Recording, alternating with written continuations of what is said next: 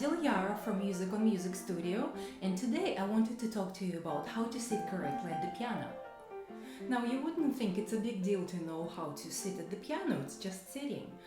But it is a big deal because it affects absolutely everything in your playing. It can help you with your tone production, sound quality, you can play with ease, and on a large scale, it could mean the difference between painful and effortless playing. For the best piano tips and tricks and beautiful performances, subscribe to my channel and hit the bell to be notified when I post a new video. Correct piano posture is the very first thing I explain to all of my students from beginner to advanced. I have numerous students nationwide and internationally, and they all implement my piano techniques. And now it's your turn.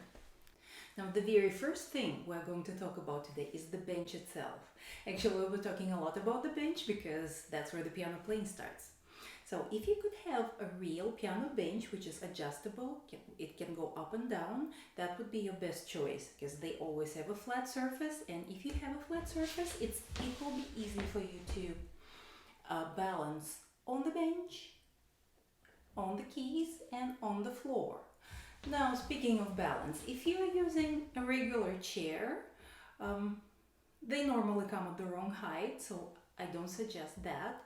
And they don't have a flat surface. They are normally falling back. So if I were to sit at a regular chair, that would make me feel that I'm falling off the piano, which would make me grab onto the keys, which we're trying to avoid. We need to sit right in the center of the piano, but it's not middle C as many people think. We call it middle C just for ease of notation. But if you want to be very mathematical about it and count all the keys from left side to the right side like so, with all the white and black keys, your hands will meet on E and F. So that's where the center of the piano is. I normally say that it's E. It's easier than saying it's between E and F. So that's where you have to sit. And if you're sitting in the center, that would allow you to reach easily the low register and higher register without scooting on the bench.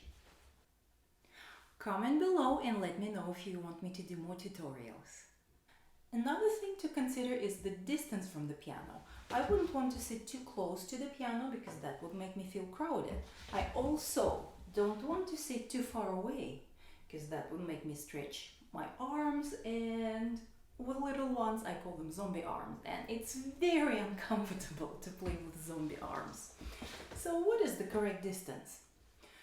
I check it by looking at student's elbow. So the bend at the elbow has to be at a 90-degree angle, and the forearm has to look down to the floor, parallel to the floor. But it's very difficult to judge correct angle if you don't know the correct feeling. So what I suggest is grabbing a big book. What do I have here? The Big Book of Classical Music. And I put it right at the same level with the white keys. And bingo! My elbow is at the same level with the white keys, which means I'm at a 90-degree angle. And the last thing we're going to talk about today is the bench height. Very often people think that the bench height depends on the person's size. So if the person is tall, the bench has to go lower, and if the person is short, the bench has to go higher. But it has nothing to do with the person's size. It has to do with the person's upper arm length. Remember we were talking about the 90-degree angle? So in order to achieve the 90-degree angle, if you have a short upper arm, that would mean that your bench would have to go lower. If you have a long upper arm, your bench would have to go higher. I hope this video helped you to understand why proper sitting is so important at the piano. And thank you so much for hanging out with me today, and I will see you in my next video. Bye!